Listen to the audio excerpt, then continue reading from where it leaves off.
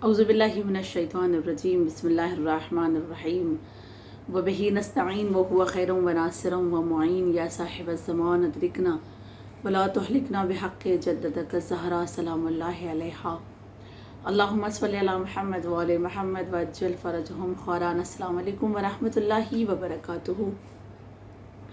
माह रमज़ानुल मुबारक की रातें बड़ी तेज़ी से हमारे दरमियान से गुज़र रही हैं और ये रातें एक पैगाम लेकर आती हैं कि अल्लाह के करीब आ जाओ और अपने गुनाहों की माफ़ी मांग लो। इसलिए कि अगर माह रमज़ान में माफ़ हो गए तो माफ़ हो गए, वगरना फिर एक साल इस महीने का इंतज़ार करना होगा।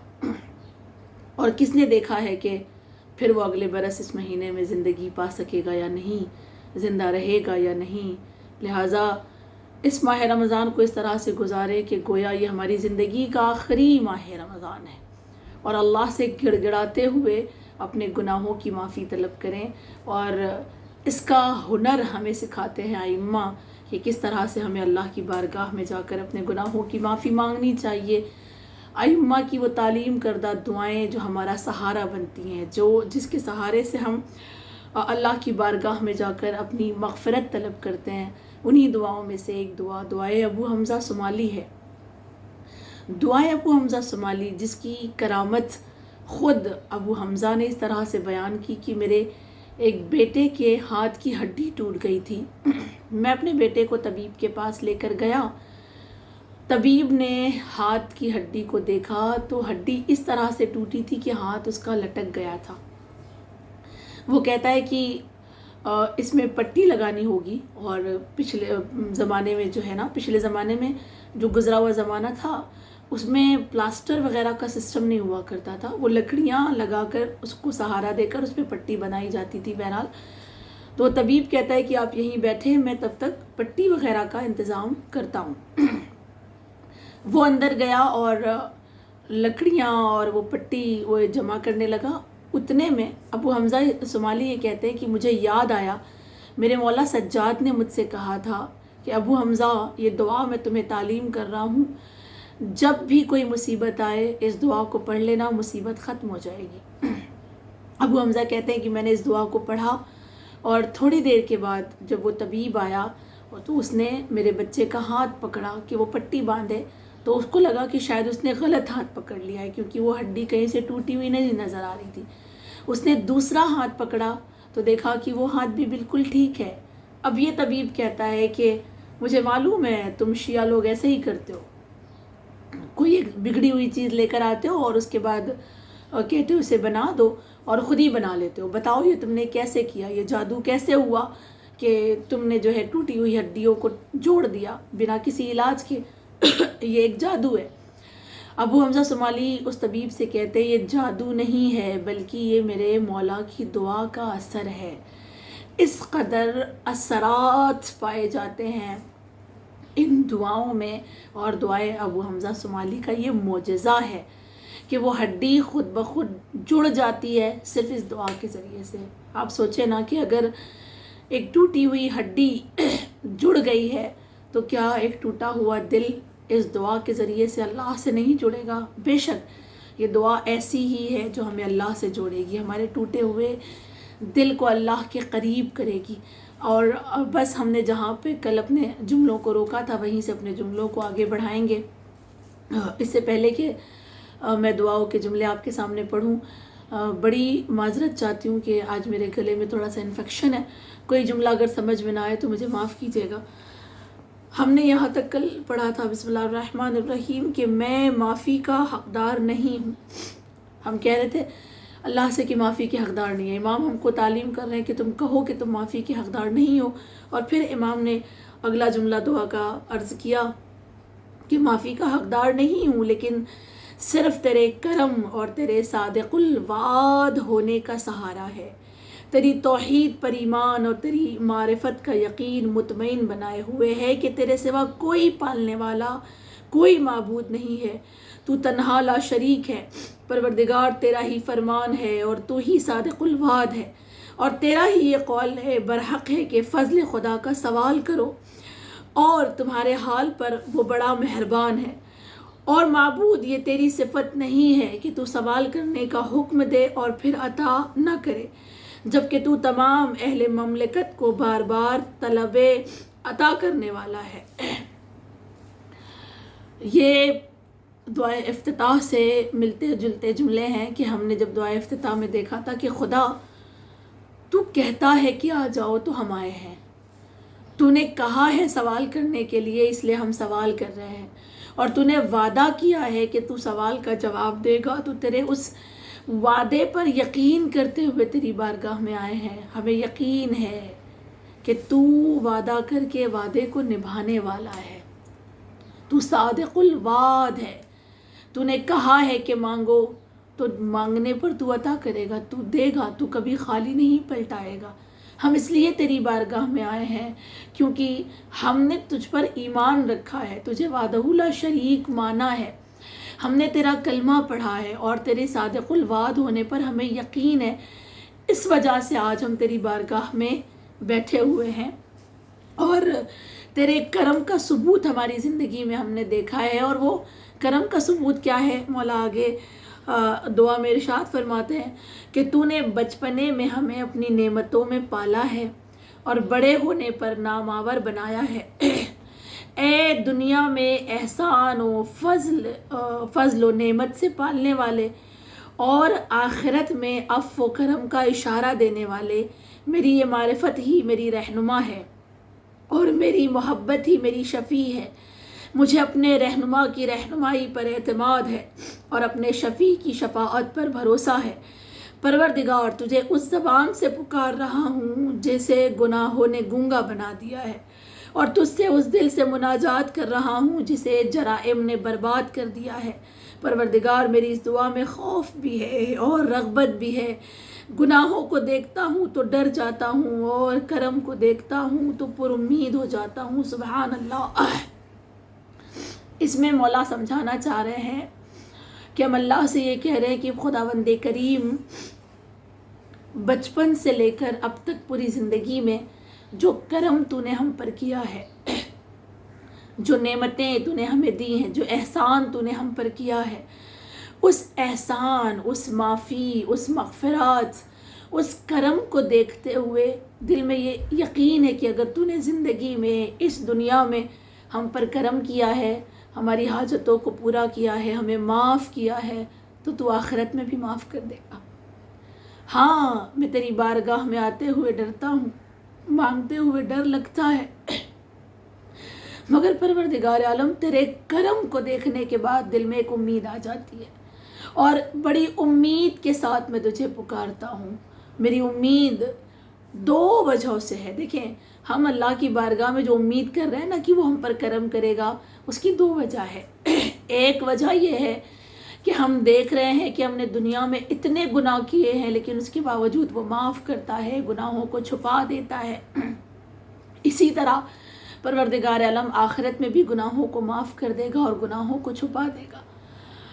دوسری جو ہماری امید ہے وہ اس وجہ سے ہے کیونکہ ہم نے دیکھا ہے اہل بیت کو اللہ نے اپنے کرم کا مظہر بنایا ہے۔ اگر اللہ کے کرم کا مظہر ایسا ہے کہ اپنے قاتل کو شربت پلا دے، اپنے قاتل سے بھی شکایت نہ کرے، اپنے قاتل کو بھی پکڑ کے لائے جانے کے بعد یہ کہے کہ یہ ڈر گیا ہے، اسے پانی پلا دو، تو پھر وہ پورا کا پورا کریم رب کتنا کرم کرنے والا ہوگا۔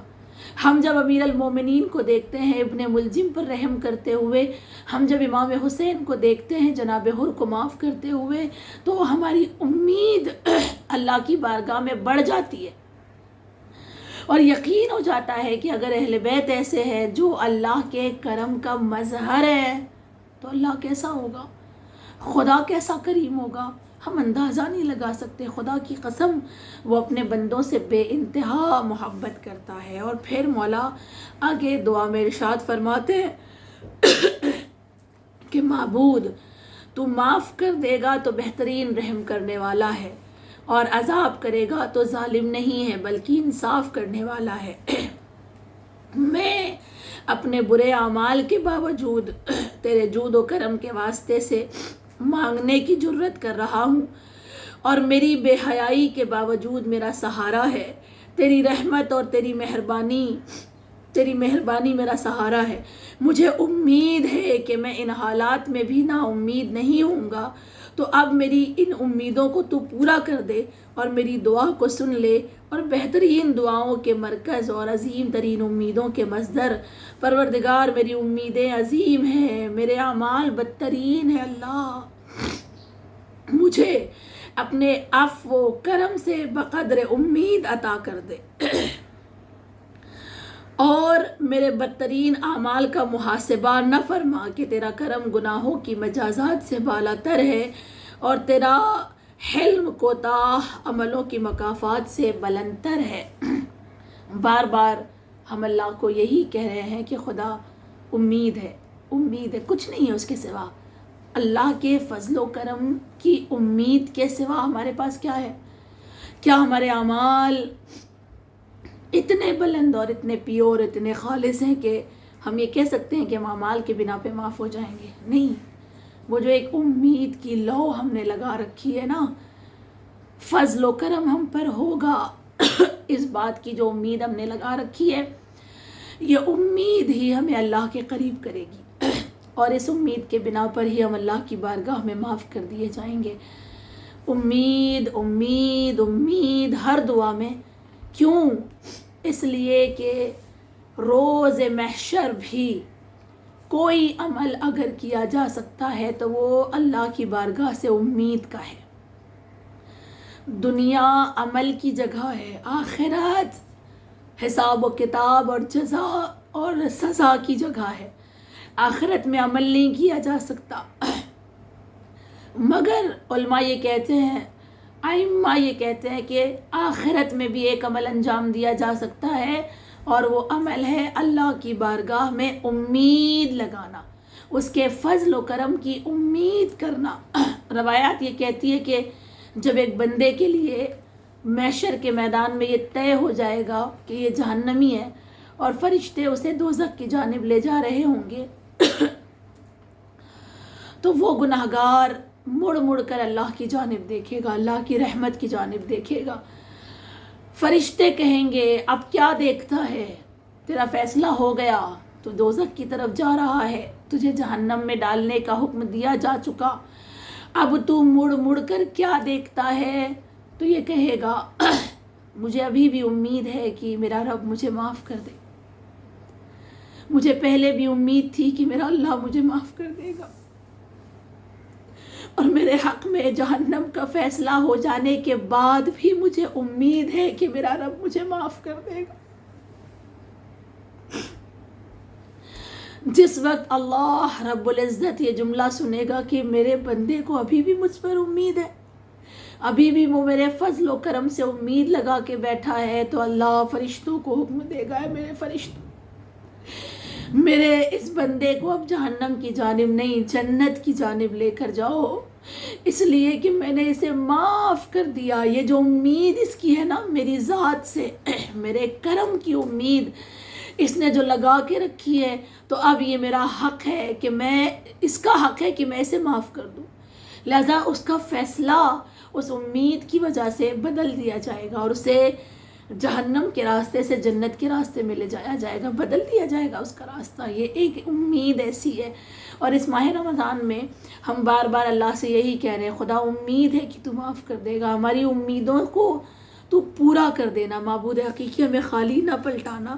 اور پھر اس کے بعد مولا دعا میں اگلے جملے میں فرماتے ہیں میں تیرے فضل و کرم کی پناہ لینے کے لیے تیری طرف بھاگ کر آیا ہوں. اب تو اس حسن زن کی لاج رکھ لے اور اپنے وعدہ مغفرت کو پورا کر دے. میں کیا اور میری اوقات کیا، تو ہی اپنے فضل و کرم و مغفرت سے مجھے بخش دے. پروردگار اپنی پردہ پوشی سے مجھے عزت دے دے اور اپنے کرم سے میری تنبیہ کو نظر انداز فرما دے کہ تیرے علاوہ کسی اور کو ان کا علم ہوتا تو میں کبھی نہ کرتا، اور تیرے عذاب میں بھی عجلت کا یعنی جلدی کا خیال ہوتا تو میں گناہوں سے پرہیز کر لیتا، نہ اس لیے کہ تیری ہستی معمولی ہے اور تیری ذات ناقابل توجہ ہے. معاذ اللہ، بلکہ اس لیے کہ تو بہترین پردہ پوش، کریم، مہربان، عیوب کا چھپانے والا، گناہوں کا معاف کر دینے والا ہے۔ تو اپنے کرم سے گناہوں پر پردہ ڈال دیتا ہے، اپنے حلم سے عذاب کو ٹال دیتا ہے۔ اس دعا میں یہاں ہم اللہ سے یہ کہہ رہے ہیں، امام ہمیں یہ بتانا چاہ رہے ہیں کہ وہ ایسا پروردگار عالم ہے کہ جو بار بار گناہوں کو چھپاتا ہے، جو بار بار گناہوں پہ پردہ ڈالتا ہے۔ اور ہمیں انسانوں کا ڈر ہوتا ہے، ہم یہ کہہ رہے ہیں اللہ سے کہ اللہ اگر میرے گناہ دنیا پر آشکار ہو جائیں تو میں اپنے گناہ کو چھوڑ دوں گا، اگر میرے گناہ کی سزا مجھے فوراً مل جائے تو شاید تب بھی میں اپنے گناہ کو چھوڑ دوں گا، لیکن چونکہ نہ مجھے سزا ملتی ہے نہ میرے گناہ کو آشکار کیا جاتا ہے، لہٰذا میرے اندر ہمت ہے، میں جرأت کرتا ہوں بار بار کہ میں یہ گناہ انجام دوں۔ دیکھیں، انسان جب اللہ کی بارگاہ میں شرمندہ ہو جائے اور وہ کہے کہ مجھے امید ہے، اور شرمندہ ہونے کے بعد وہ جب کہتا ہے کہ اللہ میرے گناہ کو بس چھپا لے، بس کسی طرح سے میرے گناہ کو چھپا لے، تو اللہ نہ صرف یہ کہ گناہوں کو چھپاتا ہے بلکہ گناہوں کو نیکی میں بدل دیتا ہے، تبدیل کر دیتا ہے۔ ایک ایسا انسان جو شراب بیچتا تھا، اپنے سر پہ شراب کا برتن لیے ہوئے جا رہا ہے، نبی کریم سامنے سے آ گئے، وہ دیکھ کر ڈر کر کانپنے لگا اور کانپتے ہوئے کہتا ہے پروردگار عالم، نبی میرے سامنے آ گئے، میرے سر پر شراب ہے، خداوند کریم اب تو میری لاج رکھنا، تو میری عزت بچا لینا۔ اور نبی قریب آئے، آنے کے بعد نبی کریم نے اس سے پوچھا کہ کہاں جا رہے ہو اور کیا لے کر جا رہے ہو؟ تو اس نے جواب دیا خوف کی وجہ سے، ڈر کی وجہ سے، یا نبی اللہ میں سرکہ بیچنے جا رہا ہوں۔ جب اس نے کہا کہ میں سرکہ بیچنے جا رہا ہوں تو نبی نے کہا ٹھیک ہے، اگر سرکہ بیچ رہا ہے تو تھوڑا سا مجھے بھی دے دے، میں بھی خرید لیتا ہوں۔ اب یہ اور ڈرا، اللہ کی جانب دیکھا، دیکھنے کے بعد کہتا ہے پروردگار اگر آج ہی میرا گناہ آشکار ہو گیا تیرے نبی پر تو میں کبھی تیرے نبی کے سامنے کھڑا ہونے کے قابل نہیں رہوں گا۔ اللہ اگر نبی کو پتہ چل گیا کہ میں نے جھوٹ بولا ہے، یہ سرکہ نہیں ہے، یہ شراب ہے، تو میں زندگی بھر شرمندہ رہوں گا، خدا تو میری عزت رکھ لینا۔ آئیں اللہ کی بارگاہ میں ہم بھی کہیں پروردگار عالم ہمارے گناہ اگر امام زمان کے سامنے معاف کیے بنا پیش ہو جائیں گے اور تو معاف نہیں کرے گا تو ہم بھی امام زمان کے سامنے کھڑے ہونے کے قابل نہیں رہیں گے۔ معبود ہم بھی مولا کے سامنے شرمندہ ہو جائیں گے، ہمارا سر بھی جھک جائے گا، خدا ہمیں بھی معاف کر دے۔ وہ تڑپ کر جب نبی کی بارگاہ میں اپنے اس شراب کے برتن کو کھولتا ہے نبی کے کہنے پر اور اللہ سے دعا کرتا ہے خدا آج عزت رکھ لینا، دوبارہ یہ گناہ میں نہیں کروں گا۔ جیسے اس نے برتن کو کھولا تو اب اس میں شراب نہیں سرکہ ہے۔ اللہ کس طرح سے عیوب کو چھپاتا ہے، کس طرح سے اللہ عیبوں پر پردہ ڈالتا ہے، کس طرح سے اپنے بندے کی عزت بچاتا ہے۔ شرط یہ ہے کہ بندہ مانگے تو صحیح، شرط یہ ہے کہ مانگنے کا ہنر تو آئے، شرط یہ ہے کہ اللہ سے کہے تو صحیح کہ معاف کر دے، خدا اب اسے چھوڑ دوں گا، معاف کر دے کہ تیرے اہل بیت کے سامنے کھڑے ہونے کے قابل بن سکوں، اللہ معاف کر دے کہ ہم حضرت زہرا کو منہ دکھانے کے قابل بن سکیں۔ بس یہی دعا کی جا رہی ہے اس میں۔ اور پھر مولا آگے دعا میں کہتے ہوئے نظر آتے ہیں، مولا فرماتے ہیں پروردگار علم کے بعد بھی اس حلم پر تیرا شکر ہے اور قدرت کے بعد بھی اس مہربانی پر تیرا احسان ہے۔ مجھے یہی حلم گناہوں کی ہمت دلاتا ہے اور یہی پردہ پوشی بے حیائی کی دعوت دیتی ہے، یہی عظیم رحمت اور وسیع مغفرت کا خیال معصیت کی طرف تیز رفتار سے بڑھنے کا حوصلہ پیدا کرتا ہے۔ اے حلیم، اے کریم، اے حی، اے قیوم، اے گناہوں کے معاف کر دینے والے، اے توبہ کے قبول کرنے والے، اے عظیم احسان کرنے والے اور ہمیشہ عام کرنے والے۔ یعنی اس میں اللہ کے بہت سارے صفات، اللہ کے بہت سارے نام مولا لے رہے ہیں اور تمام صفات کے ذریعے سے اللہ سے دعا مانگی جا رہی ہے۔ ہم جب اللہ کا نام لے کر اس کی صفات کے ذریعے سے دعا کرتے ہیں تو اللہ اس دعا کو بہت جلدی قبول کرتا ہے۔ اور مولا بھی ہمیں یہ سکھانا چاہ رہے ہیں کہ اگر خدا سے تمہیں مانگنا ہے تو اللہ کے صفات کے ذریعے سے مانگو، اللہ کا نام لو اور اس کی صفات کا خدا کی بارگاہ میں واسطہ دو، اس کی صفات کا وسیلہ بناؤ، خدا ضرور تمہاری دعاؤں کو قبول کرے گا۔ مثلاً روایات کے جملے ہیں کہ اگر کوئی انسان قرآن کی 100 آیتیں پڑھے اور 100 آیتیں پڑھنے کے بعد 10 مرتبہ یا اللہ یا اللہ یا اللہ کہے اور اس کے بعد وہ پہاڑ کو کہے کہ اپنے مقام سے ہٹ جا، تو پہاڑ اپنے مقام سے ہٹ جائے گا۔ اس قدر اللہ کے ناموں میں اثر پایا جاتا ہے۔ یہ اللہ کے اسم، اللہ کے نام لے کر مولا دعا کر رہے ہیں اور ہم کو سکھا رہے ہیں کہ تم بھی اللہ کو اس طرح سے پکارو۔ اور اللہ کا نام لینے کے بعد اب دیکھیں مولا کیا کہتے ہیں، مولا کس طرح سے دعا مانگنے کا ہنر ہمیں سکھاتے ہیں۔ فرماتے ہیں اے پروردگار عالم، اب وہ تیری پردہ پوشی کہاں ہے؟ اے خدا اب وہ تیری عظیم معافی کہاں ہے؟ خدا وہ گشائی سے احوال کہاں ہے؟ وہ فریاد رسی کہاں چلی گئی؟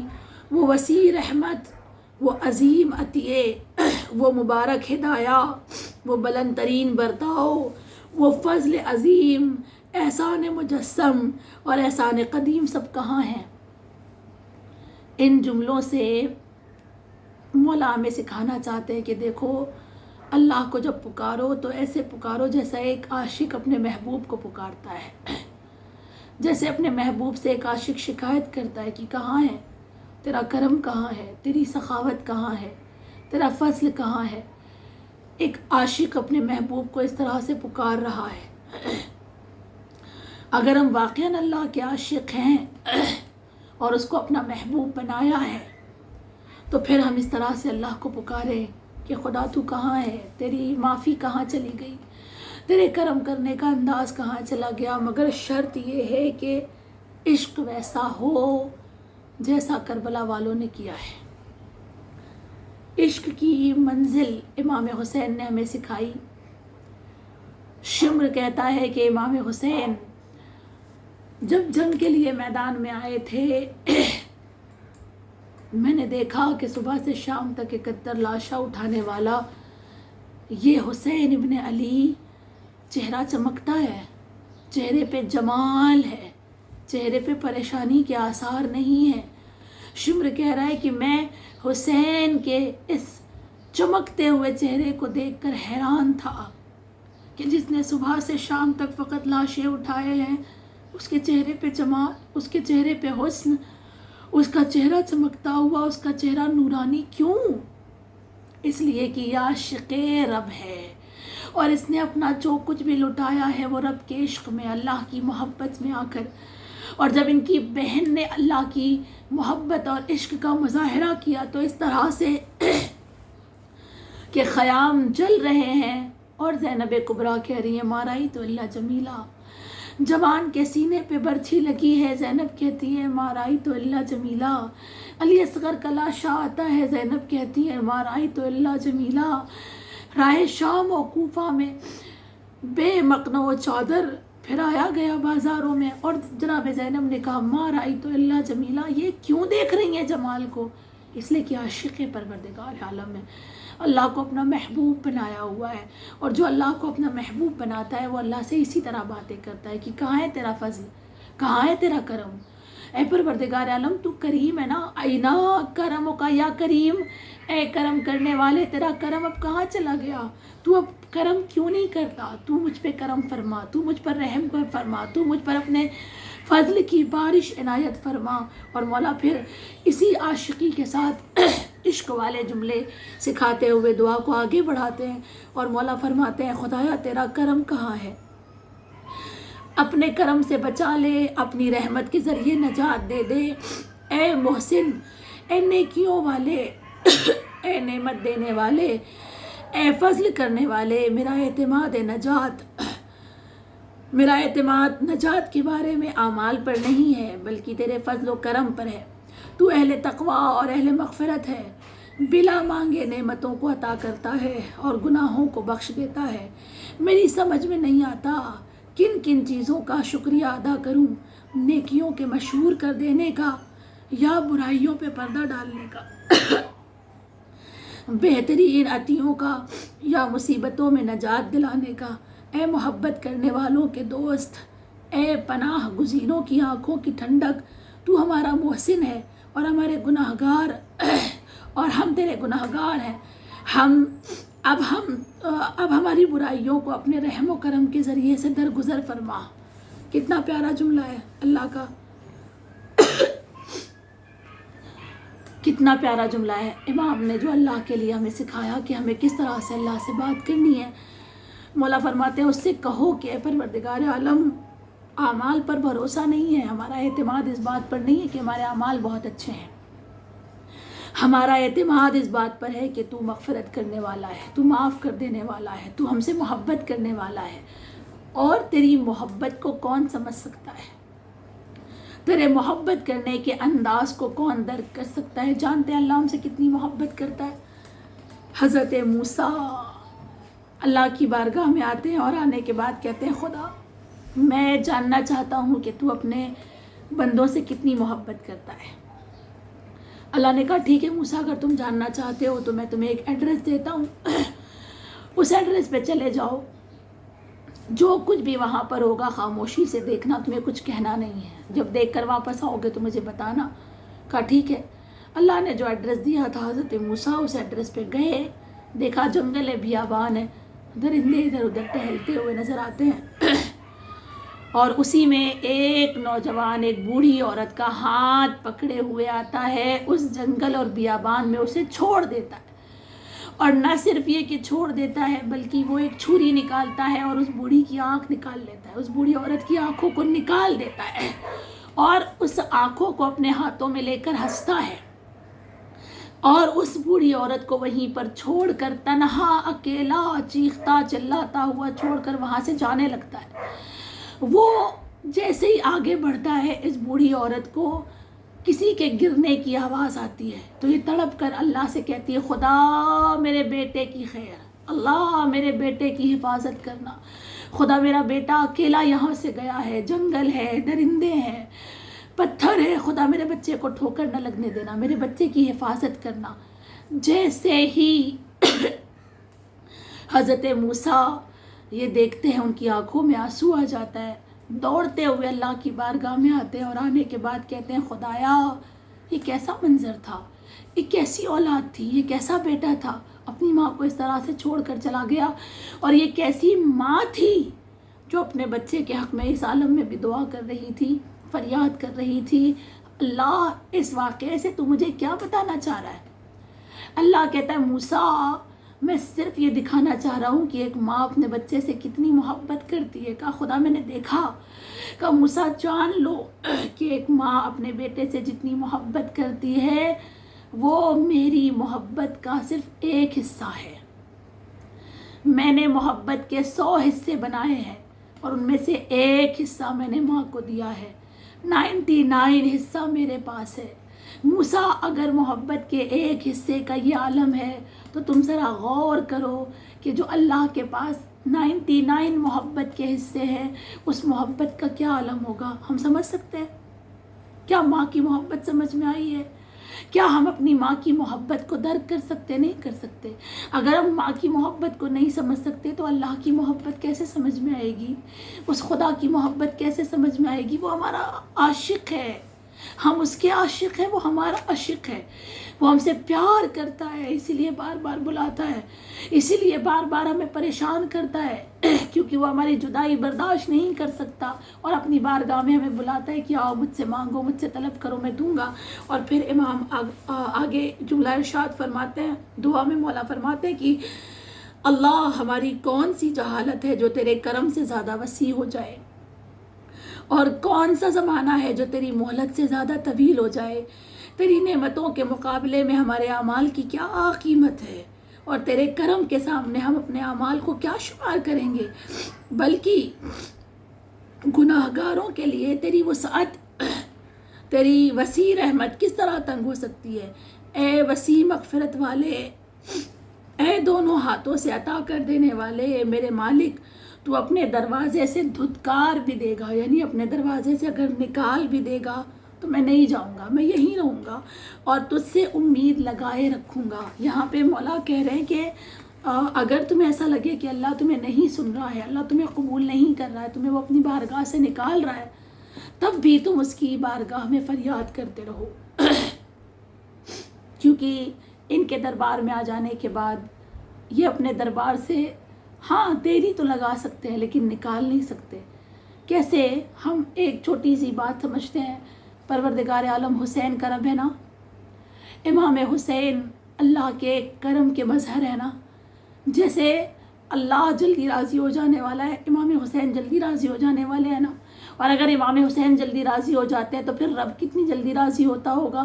ہم یقین کریں کہ اللہ بے پناہ محبت کرتا ہے، بالکل اسی طرح کے امام کی بارگاہ میں جو بھی آ جاتا ہے مولا اسے نہیں نکالتا ہے، تو جو اللہ کی بارگاہ میں چلا جائے گا اسے بھی اللہ باہر نہیں نکالے گا۔ ایک چھوٹا سا واقعہ جو کتابوں میں نقل کیا گیا کہ ایک گناہگار انسان کو امام کے صحن میں دفن کیا گیا۔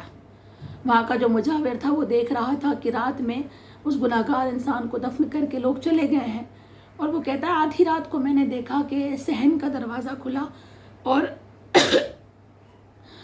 دو ایسی ہستیاں آئیں جو سفید لباس پہنے ہوئے تھی، نورانی تھی، قبر کو کھولا، اور قبر کو کھولنے کے بعد وہ اس لاشے کو وہاں سے نکالتے ہیں اور نکال کر یہ کہہ کر وہاں سے لے جانے لگتے ہیں کہ تم یہاں دفن ہونے کے قابل نہیں تھے، تم بہت گناہگار تھے، لہٰذا تم یہاں سے چلو۔ یہ کوئی اور نہیں آنے والے فرشتہ نقالہ ہیں جو ایک جگہ سے دوسری جگہ انسان کو منتقل کرتے ہیں۔ مجاور کہتا ہے میں دیکھ رہا تھا کہ ان لوگوں نے اس لاشے کو قبر سے باہر نکالا اور لے جانے لگے۔ جیسے ہی صحن کے دروازے پہ پہنچے تو میں نے دیکھا اس مرحوم نے کفن کو ہٹایا اپنے چہرے سے اور امام حسین کے گنبد کی جانب دیکھ کر کہا مولا بے شک میں گناہگار ہوں، بے شک میں خطا کار ہوں، میں نے بہت گناہ کیے ہیں اور میں آپ کے صحن میں دفن ہونے کے قابل نہیں تھا، مولا مگر بس اتنا بتا دیجئے کہ کیا آپ کے در پر مہمان بن جانے کے بعد آپ کے مہمانوں کے ساتھ یہی سلوک کیا جاتا ہے؟ کیا آپ کے مہمانوں کو اسی طرح سے نکال دیا جاتا ہے؟ مجاور کہتا ہے کہ میں نے سنا گنبد حسین سے آواز آئی، اے فرشتے نقالہ، جہاں سے اسے نکالا ہے وہیں وہ دوبارہ رکھ دو، میں حسین ابن علی اس کی سفارش اللہ سے کروں گا، میں اسے اللہ سے معاف کروا دوں گا۔ سوچے اگر ایک گناہگار امام حسین سے کہہ رہا ہے کہ کیا آپ کے مہمان کے ساتھ اسی طرح سے کیا جاتا ہے، تو آج اس ماہ رمضان میں ہم کہیں خدا ہم تیرے مہمان ہیں، تو نے ہمیں اپنا مہمان بنایا ہے، اور اگر تو نے اپنا مہمان بنا لیا ہے تو کیا مہمانوں کے ساتھ یہ سلوک کرے گا کہ مہمان تیری بارگاہ میں آئے اور تو اپنی بارگاہ سے انہیں دھتکار کر نکال دے؟ نہیں، تیری ذات سے یہ بہت پرے ہے۔ اے پروردگار عالم، جس طرح امام حسین نے اسے معاف کیا ہے، خدا اس مہینے میں ہم تیرے مہمان ہیں، تو ہمیں معاف فرما۔ معبود حقیقی ہمیں اپنی قربت عنایت فرما، پروردگار عالم ظہور امام زمان میں تعجیل فرما، ہمیں ان کے اعوان و انصار میں شمار فرما۔ ایک سورہ فاتحہ کے التماس، اللہم صلی علی محمد وآل محمد وعجل فرجہم۔ بسم اللہ الرحمن الرحیم، الحمدللہ رب العالمین، الرحمن الرحیم، مالک یوم الدین، ایاک نعبد و ایاک نستعین، اہدنا الصراط المستقیم، صراط الذین انعمت علیہم غیر المغضوب علیہم ولا الضالین۔ بسم اللہ الرحمن الرحیم، قل هو اللہ احد اللہ الصمد لم یلد ولم یولد ولم یکن له کفوا احد۔ بسم اللہ الرحمن الرحیم، قل هو اللہ احد اللہ الصمد لم یلد ولم یولد ولم یکن له کفوا احد۔ بسم اللہ الرحمن الرحیم، قل هو اللہ احد اللہ الصمد لم یلد ولم یولد ولم یکن له کفوا احد۔ ان اللہ وملائکتہ یصلون علی النبی ایھا الذین آمنوا صلوا علیہ وسلموا تسلیما، اللہم صل علی محمد وآل محمد وعجل فرجہم۔ محبوب سورہ فاتحہ، سورہ اخلاص اور اس دعا کا نذرانہ 4 معصومین بارہ امام پنجتن پاک شہیدان کربلا، سیران کربلا اور یتیمان کربلا کی بارگاہ اقدس میں ہدیہ کرتے ہیں۔ اس کے طفیل میں جو بھی ثواب و جملہ مرحوم مومنین والمومنات، تمام علماء، تمام شہداء، تمام مجتہدین کی ارواح کو بخشتے ہیں، اور خصوصاً وہ لوگ جو ہمیں سنتے ہیں، اور اس کے عوض میں جو بھی ثواب ہو جملہ مرحوم مومنین والمومنات کے علاوہ جو ہمیں سنتے ہیں ان کی مرحومین کے لیے، اور جن کی جانب سے یہ درس آرگنائز کیا گیا ان کے مرحومین کو کی ارواح کو بخشتے ہیں۔ خداوند کریم واسطہ اہل بیت علیہ السلام کا مرحومین کے گناہ کبیرہ و صغیرہ کو معاف فرما، مرحومین کی مغفرت فرما، مرحومین کے درجات کو بلند فرما، مرحومین کو جوار حسین میں جگہ عنایت فرما، وتقبل منا انک انت السمیع العلیم۔